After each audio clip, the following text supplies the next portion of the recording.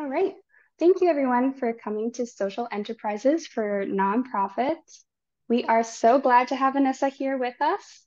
Not gonna waste any more of your time. Vanessa, I'm gonna hand it over to you to introduce yourself. Awesome. Well, thanks for being here today. And I'll present some slides to give an overview of social enterprise and present a bit of my background on this topic as well. But I just want to say that if, when we move into the discussion period, if anyone would prefer to stop the recording, maybe just let Anika or myself know via private message that we'd be happy to do that. Yes, my name is Vanessa Paisani. I consult with the Pond Deshpande Center, which is at the University of New Brunswick.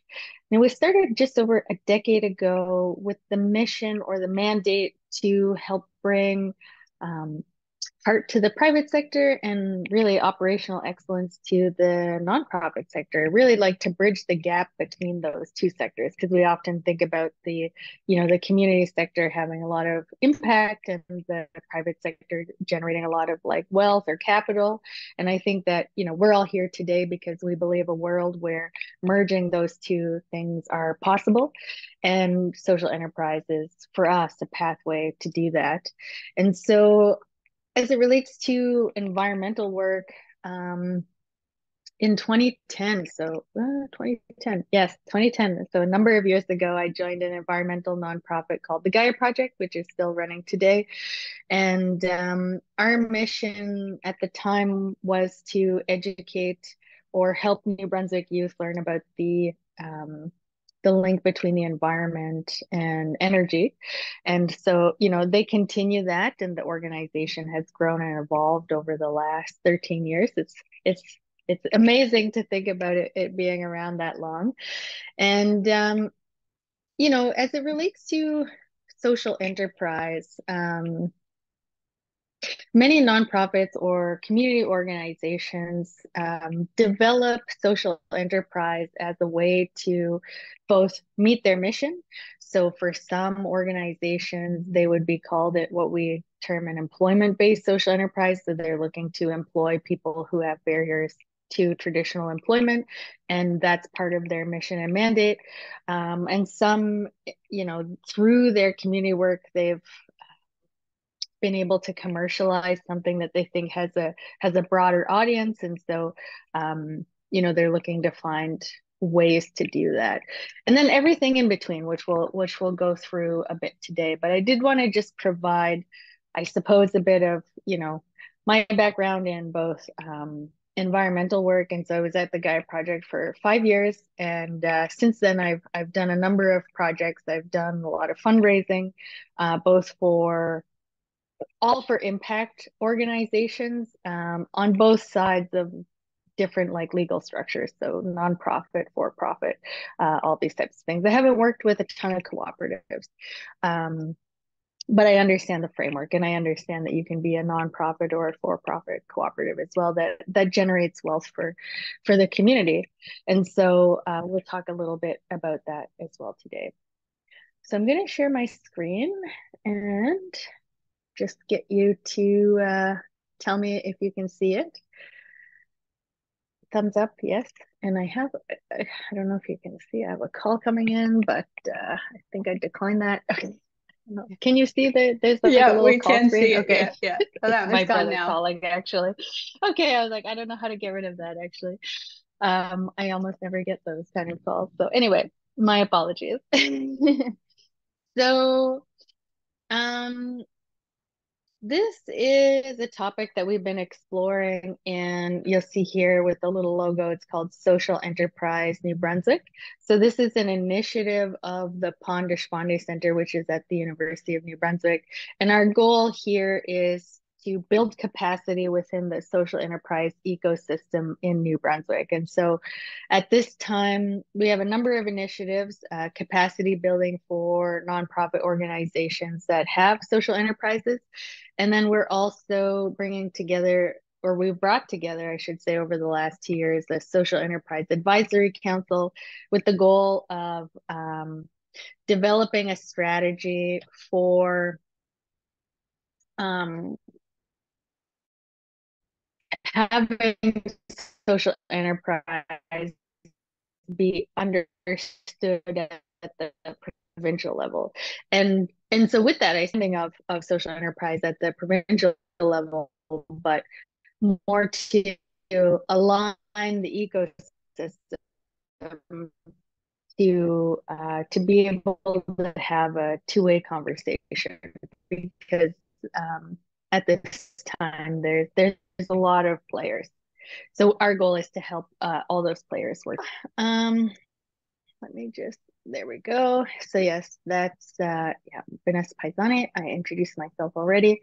And just to give you again an overview of the Pandashvani Center at UNB, does the recording stop? I think, I don't know what happened there, but okay, I was like, I'll let you There you go. figure that Sorry out. about that. The internet crashed briefly here. No worries at all. Yeah, so we're doing that through two main pathways. One is we're building the next generation of social entrepreneurs, and we would consider all of you social entrepreneurs. This week I met a young man who's running McGraw Seafood on the Acadian Peninsula, and that's a social enterprise that's owned by his First Nation band, and so he's the manager. He manages that on a day-to-day basis, but it's a social enterprise because they're all of the wealth that they're generating is either going back into the business or into the community. We're also looking to expand our impact of social innovation. And so for us, that means working in social innovation labs on specific guiding questions. And the main one that we're working in right now is around early childhood education and asking ourselves, what does that system need to,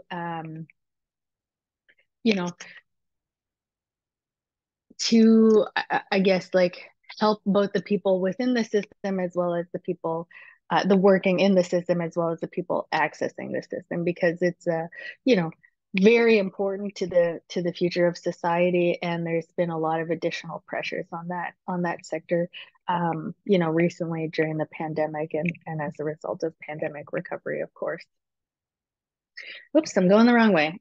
So this is a spectrum of social enterprises in Canada, and the reference for it is here.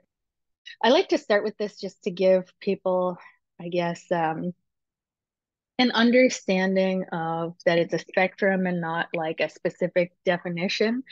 And one thing that I find is if you use the term social enterprise, people understand that differently. And so for me, it's been important to, in my conversations, ask people, okay, well, when you're saying social enterprise, like just help me understand what that means for you.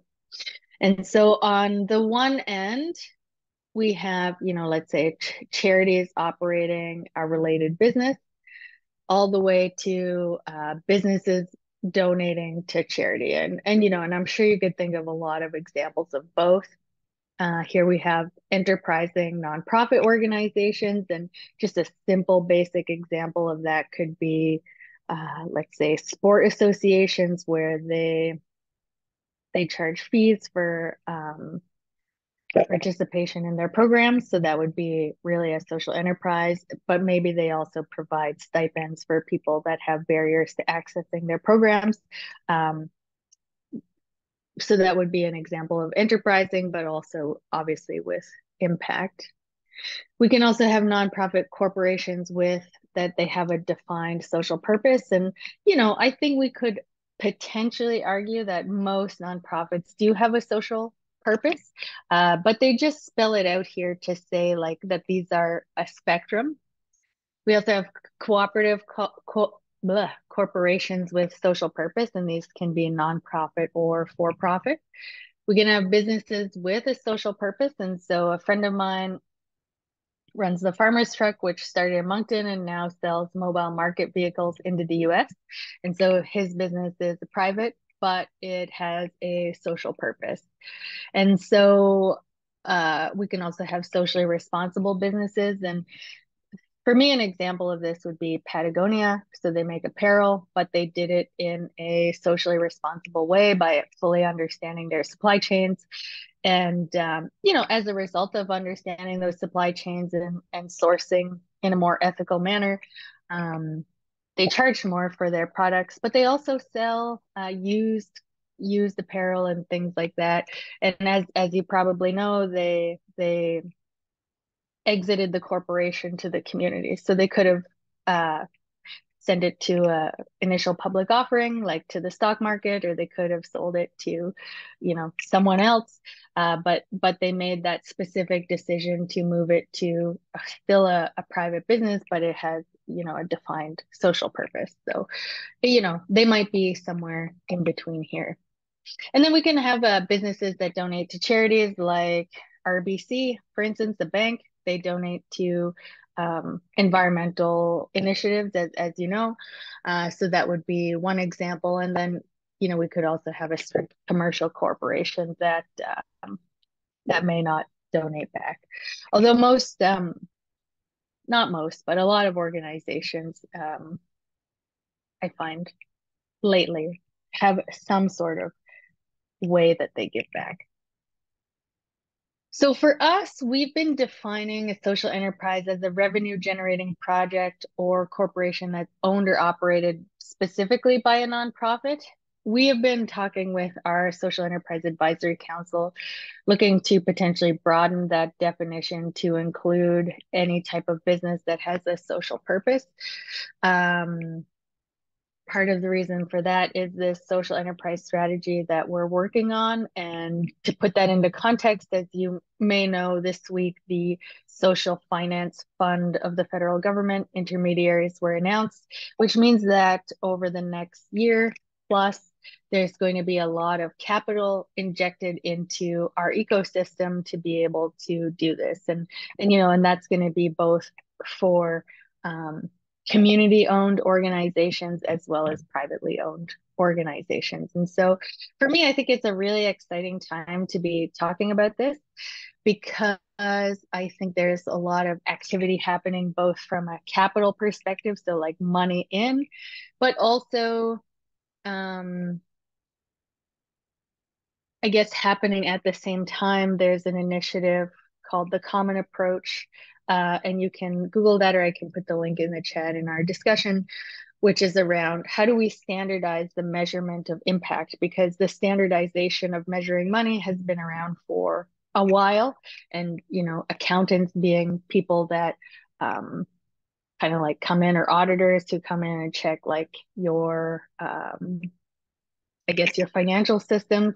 And so the impact measurement space is also moving to standardization, which then legitimizes it and helps our ecosystem grow. And so I just say that to put all of this in context, I think the ecosystem for what we're doing continues to develop, and I'm excited to think that Canada is going to be one of the leaders in that. So traditionally, we think of sources of revenue for a nonprofit being government funding, which I'm sure you're all familiar with, membership. So, organizations might sell membership to the organization and provide services for that membership. They might offer special events. And, an example of that, like last fall, I ran in a run in Moncton, the Medavie 5K championship. And so, part of the revenue of that goes to support impact causes. We can look at sponsorships or partnerships. So maybe there's an initiative that gets sponsored by a private business. We can also have gifts and donations, and so I did put a picture of this book, which is really great, Shared Wisdom for Successfully Leading Organizations. And so this is really from an impact or community-based organization perspective. And one of the points that they make is most of the capital flowing into charities is from private donors. And so that's kind of, an important thing to remember and consider as to how this all fits in the big picture.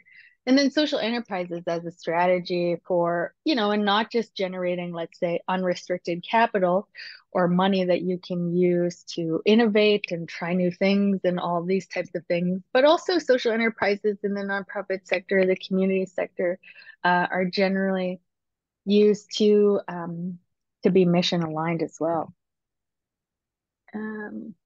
Go. So at the high level, in terms of launching a social enterprise, generally, like any sort of business that sees a market opportunity, they would conduct a market assessment. So what's our opportunity? How big is that? How are we going to take advantage of that? Take advantage of it, maybe the wrong framing, but how are we going to meet the market opportunity that we've identified? How do we become properly capitalized? So how do we find the money that we are going to need to be able to meet this opportunity?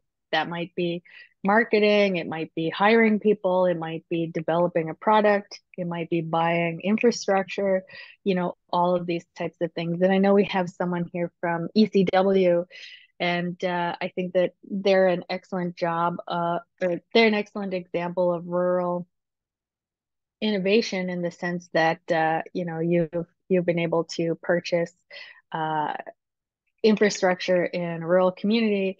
You're going to use that to develop Indoor you know farm. to It's an yeah indoor. exactly, an indoor farm, and then sell that, but also work on food security, and so it has like this multi-level mission aligned type of initiative, right? So it's impressive, and I know that you folks are also doing transportation work and many other things that are social enterprises but are mission aligned, and I think that you've done a good job of having those be properly capitalized, which is not an easy task. Yes, honestly, like before starting working at ECW, my point of view for a social enterprise was very different. And after I've started working there and I've understood how it is, and I'm still figuring it out, but yeah, it has actually changed my point of view. And yes, ECW is actually doing a great job. Yeah. What's been the major shift for you? The major shift was that we are actually working for the community, Right. but Yeah, I agree.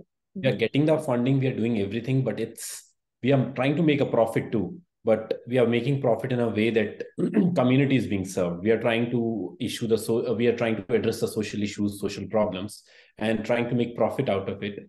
And I guess, and this is also getting a lot of people employment. So it's like addressing all of the things that we are facing, all the problems that we are facing right now. So for me, it makes more sense to work for a social enterprise as an individual than to work for an MNC, because by this way you are also developing yourself, but then you are giving back to the society too. So it like fulfills you financially also, and like spiritually also. You are like, okay, I'm doing something for the society. So yeah, makes more sense. Yeah.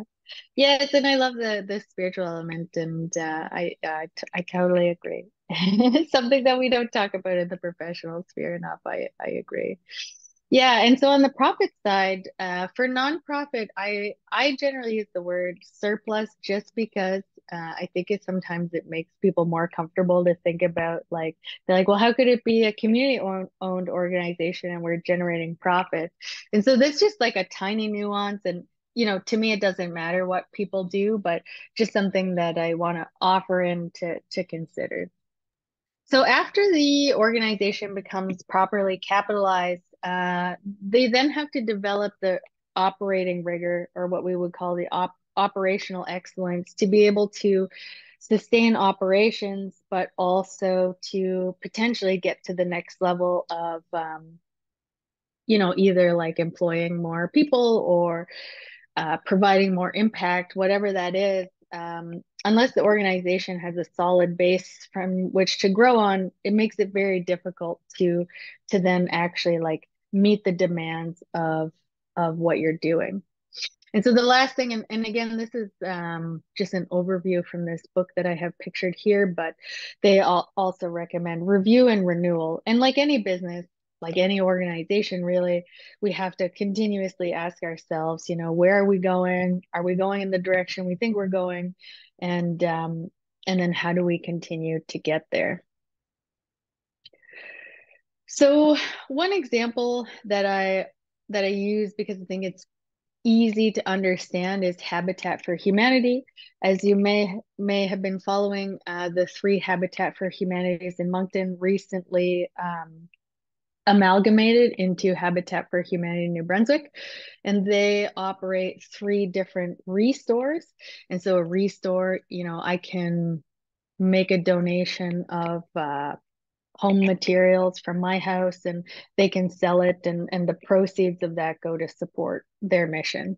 And so the new executive director, Perry Kendall, was telling me that some of their restores are actually the highest performing per capita in the country.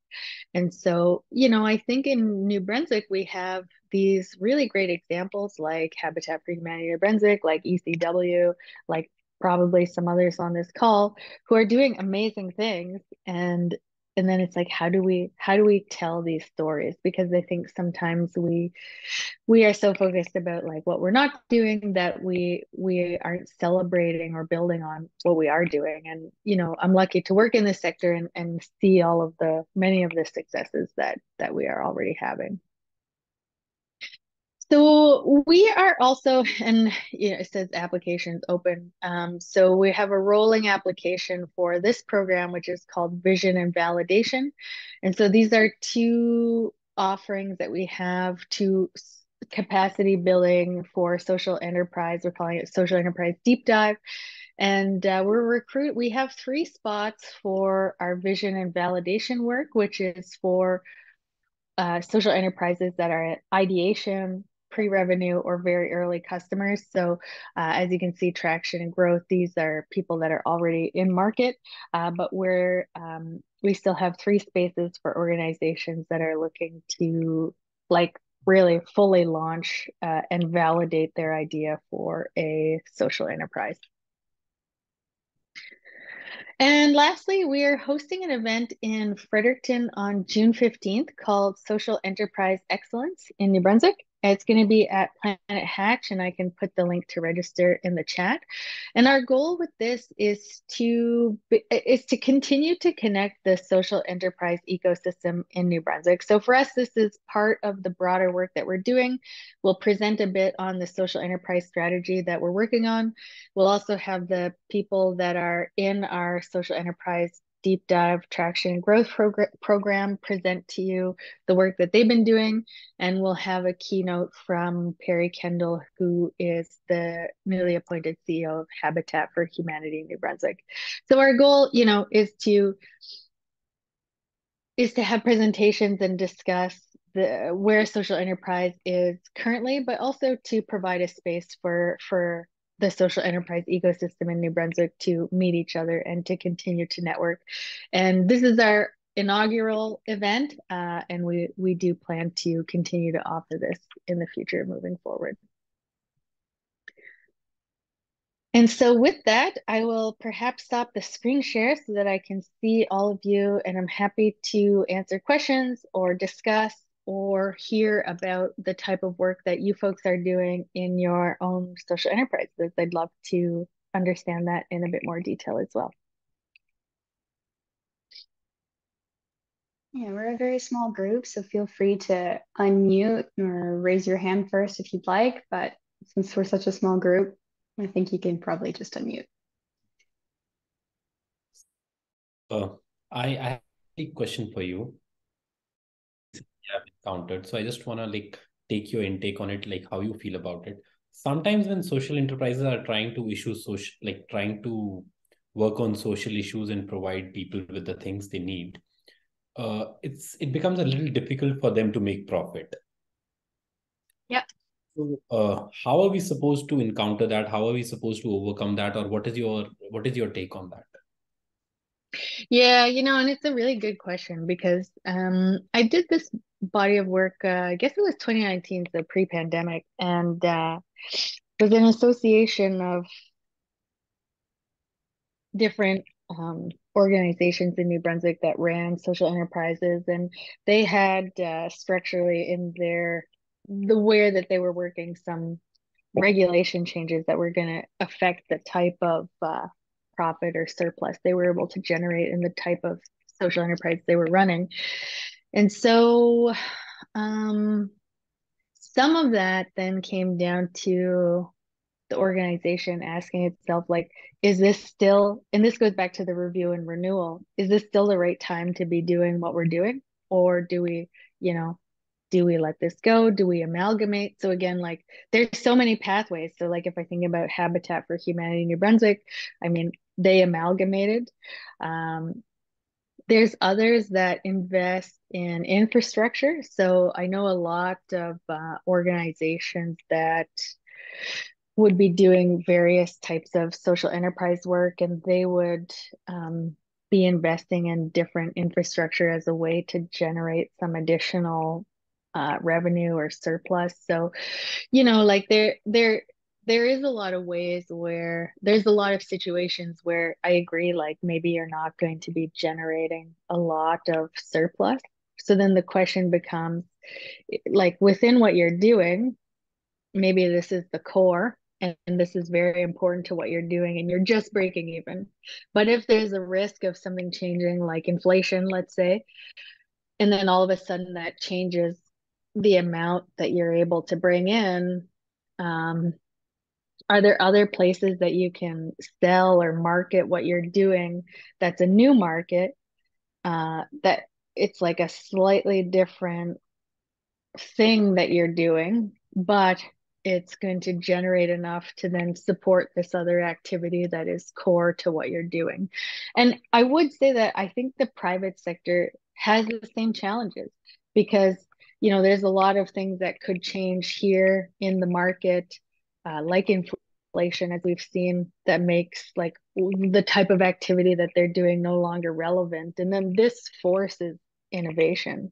And I think like, you know, while we would love to live in a world where we wouldn't, you know, necessarily have to change things all the time, you know, I think the benefit to having these kind of things come up is that it forces us to innovate and think of new ways to do what we're doing and to meet those needs in a different way, and then look at, you know, how could this potentially also meet our revenue needs, which might be different than the mission needs in some cases, but not always.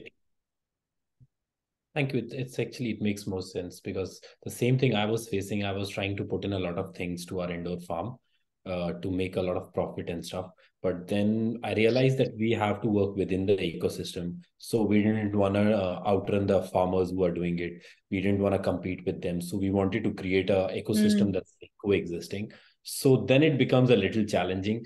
But yes, having an additional income or putting in like small efforts to generate more income, side income for the main project makes more sense. Yeah, and like in that case too, like I think that this developing social finance ecosystem like helps support that too, because it's, you know, and you know, like I just want to acknowledge like that the challenge you're facing is not significant, right? It's important. And I think it's a challenge that a lot of nonprofits face. And it's something that we've heard a lot is, you know, if I'm a social enterprise and I approach government for funding to innovate, they're just going to tell me that, well, you're competing with the private sector, so we can't give you money. But this whole developing social finance ecosystem is thinking about all of them in a different way.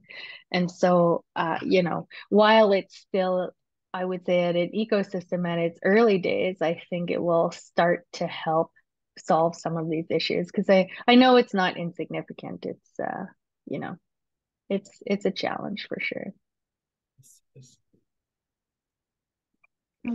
I see there's a question in the chat from Kelsey who says, how can someone find out more about the incubator programs you mentioned? Yeah, so if you, well, you can email me. Oh, just one sec. I was about to close all my windows. I'll put my email in the chat.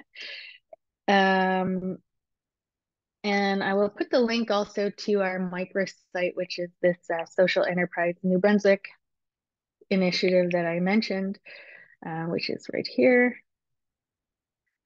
But the easiest way is to email me, and then I'll also put the link to the Social Enterprise Excellence symposium in Fredericton.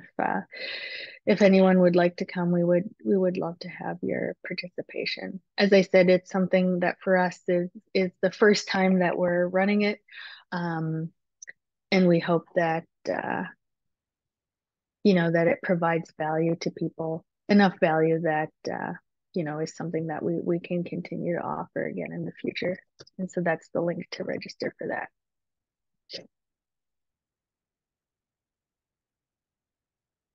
What are some of the social enterprises, and I'm a bit more familiar with ECW, but some of the other social enterprises, either that you've launched or are considering launching, that are on the call?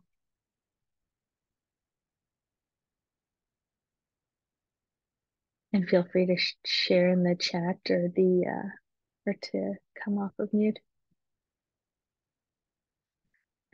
Another social enterprise. So I drove back from Miramichi yesterday, actually, and there's the Trappist monastery, and they sell, as you may know, beer, and they're known across the world for producing beer as well. So that would be another interesting social enterprise. So I think there's like so many different types of examples of this, both in New Brunswick and across the world. And part of it for me is just helping people like frame what this is, because I think at least in North America, we're just so conditioned to think about things as how is this going to generate wealth? And in order to do that, that has to be a private corporation, when there are so many other pathways to do that, and and that they can all coexist, right? And that they might need some different supports. But if anyone would like to share what they're working on, I would love to hear it. I'm sorry, I've already shared, but there's one more program that I would like to share about. ECW is working on a village car share program. I'm not sure if you guys are aware. Yeah. It's sort of a car rental only, but it's an electric car set up in St. Stephen's, St. Andrews, St. George, and Grand Manan that you can rent on hourly basis. And for me personally, I shifted from Fredericton to St. Stephen's, and I didn't have a vehicle on me, so it was of great help for me to reach to my office, to go get my groceries, because you don't have public transports in certain regions. Like St. George is not having any sort of public transport. So ECW sort of figured it out that what is required. They worked on it, and now they have a very good setup. People in St. Andrews use it, like they are very much willing to use it. Some of people in St. Stephen's, they are still like, we have a generation that's not accepting actually electrical vehicles. So Right. Fridays, we have those farmer markets. We go there, try and promote. It's good we are making people understand how it is, how it works, how it's helping everyone. So again, that's also a good initiative. We are not having much response in St. Stephen's. It was only me mostly using it. But yeah, that's again something that you try and make a profit, but again, you're serving the community. Yeah, and transportation's a big priority, right? And especially in rural areas. And car sharing is something that's very common in larger cities, like Montreal. And then so it's like, how do we figure out how to do that in a realistic way in a rural area? Because to your point, there's a need. And I think people have been working on rural transportation solutions for many years, trying different models. And I think yours is an example of an innovation. And does that mean that it's going to look the same way always? Of course not, right? But it's like that you folks are innovating in the sense that it's like, well, there's no guarantee that it's going to work out, like you said, exactly the way you think it is, but it's this process of like, let's try it out. We know we're meeting a community need. How do we get this into the community? And then learn about what's working and what's not working. And so you've already, like in your comments, mentioned about like some of the things that you've learned from this process, and I could imagine that you will continue to do that. Sure, I will. Yeah. Thank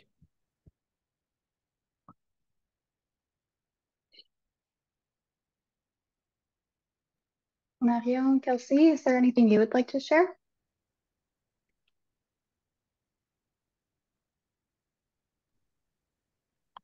Not really, but it was very interesting, Vanessa. Thank you for sharing your experience and all the knowledge you have on the social enterprise. I'm French speaker, so I'm Tu veux trying dire to. Ah oui, on peut parler en français si tu veux. Mon français, j'ai besoin de pratique, mais je comprends. D'accord. Non, c'était très intéressant. Moi, je travaille pour Valores, qui est un institut de recherche à but non lucratif. Donc, du coup, ça m'a interpellée. Je suis venue un peu par curiosité pour savoir si j'allais apprendre de nouvelles choses ou pas. Puis c'est le cas. Je ne savais pas qu'il y avait une institution comme celle dont vous avez parlé qui existe. Donc, c'est intéressant de savoir ça. Mais ça Valorez, c'est un peu un coq à cinq pattes, là, dans le sens où, oui, on fait des activités de recherche appliquées dans le domaine des ressources naturelles, puis des changements climatiques, mais il y a aussi une partie de Valorez qui offre des services d'analyse, donc avec une partie de revenus qui pourrait être considérée comme profitable. Fait qu'on est comme un mix des deux, mais Oui. moi, en tant que directrice de recherche, je suis vraiment dans la partie non-for-profit. Donc, je suis tout le temps à la recherche de solutions de comment est-ce qu'on peut être autosuffisant financièrement, c'est comment éviter des déficits. Et puis, pas mal ça. Yeah, et je vais répondre en anglais, mais like another interesting link with what you're doing is like some of the research that you are doing potentially identifies opportunities for other social enterprises. And so, you could do call out for projects and innovations to say like, hey, through our research, we've identified this community need or this thing. And, what are some ways that people could bring organizations forth to help solve these issues? And that's something that, the federal government does quite well, I think. Mm. Yeah, that's exciting. Thank you. Thank you very much. I don't understand French, so I would like to know what Anaika is doing exactly. Sorry, I don't understand. Yes, I can try to say it in English. So I work for Valores. I am the research director here. And it is a non-for-profit organization doing applied research. But we also have laboratory and analysis services in chemistry and microbiology. So being the research director, I'm on the side for the non-profit part of the organization. And I came here today because I was curious to learn about what kind of tools I can learn just to help my team to be self-sufficient regarding all the trigger or all the challenges we can face. Because yes, we have scientific expertise and we are here, our mandate is to help the community and industry regarding natural resources and climate change adaptation, etc. But having some fun is not an easy, it's not an easy thing. So we have all the day to think about how can I manage my team to be sure I can keep the expertise, but not being in the trouble because I have a lot of resources, but not much to help. I don't know how to say it, but someone have to help me. We have here in this kind of organization, we have problem to recruit, and when we recruit, we have problem to retain the people. So when you don't have fun, but your trigger is how can I recruit and retain, you have a threshold where, okay, what can I do? If I leave my people going, probably I will have a lot of projects and no resources. But sometimes you have a lot of resources, no project to do. So it is a big challenge, and I don't know if someone has the magic answer for that. Yeah, it is actually a problem for social enterprises. Like college graduates, most of us just go and to work with MNCs, big companies, and learn from them. But yeah, I think it's more of a feeling that people should feel connected to it, that we are serving the community. I think that way people can connect to it and work there. But yeah, this is an issue that we are facing. Yeah. Thank you for sharing. Thank you for Yeah. so sorry, I don't know Yeah. I have my good days and my bad days for English, so seems like it is a good day. I'm Even not searching my word. I'll be honest, I'm very bad at English. I'm not that good. So I'm also learning. I think you're both perfect.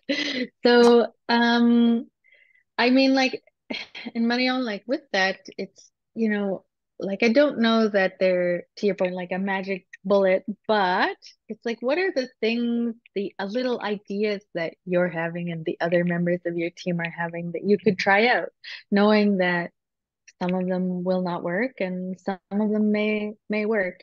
And what I will say with ECW, for instance, like a lot of these projects took a number of years to really like get off the ground and continue to evolve and iterate. And and I think that is just like the way that sometimes unless it's like this super obvious market need, sometimes it takes some time and experimentation. And so it sounds like you have one line of business already, which is this consultations. And then, is it growing that? Is it something else? Um, but who knows? Yeah. But you and your team would be in the best position to identify that. And maybe it's just hosting a brainstorming session together Yeah. to like surface some of those ideas. Thank you, Vanessa.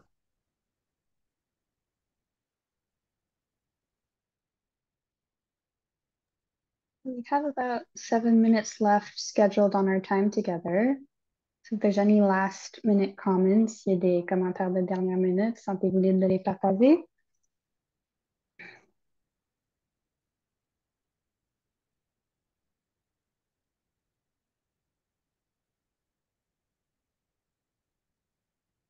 Oh, awesome.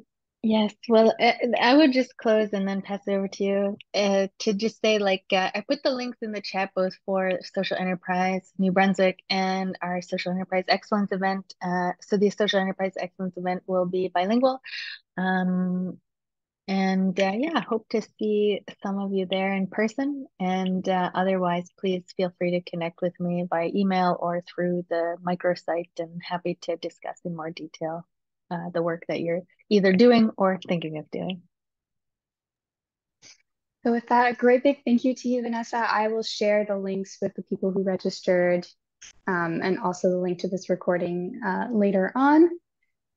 So thank you all for being here. Thank you for Vanessa for sharing all your knowledge. We truly appreciate it. Thanks, everyone. Thanks for having me.